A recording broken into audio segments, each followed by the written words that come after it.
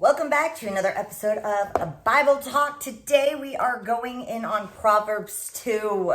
Seek wisdom, seek understanding, and seek knowledge of why you're alive, why we are even living in this world to begin with. That is true wisdom and knowledge. So let's start. Wisdom will save you also from the adulterous woman, from the wayward woman, from her seductive words, who has left the partner of her youth and ignored the covenant she made before God.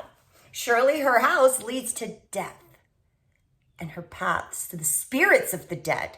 None who go to the path or return, none to go to her will return or attain the path of life. So guys, anyone that goes and cheats on their spouse with another person will never live purely and rightly and peacefully in this physical world. Thus, you will walk in the ways of the good and keep the paths of the righteous, for the upright will live in the land, and the blameless will remain in it.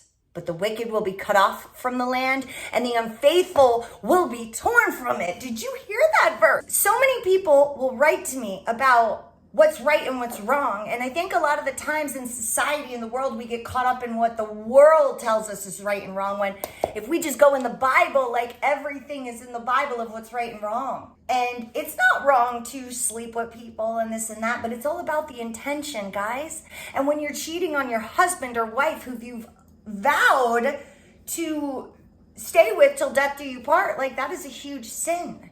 You know, that's up there with murder. So if you want to live a good life, if you want to live in heaven on earth, just do the next right thing. But I get it. I'm a drug addict in recovery. I lived my life as a slimy human being, manipulating and lying to people all the time. As long as there was something in it for me, I'd lie to you or tell you what you wanted to hear so I could get what I wanted.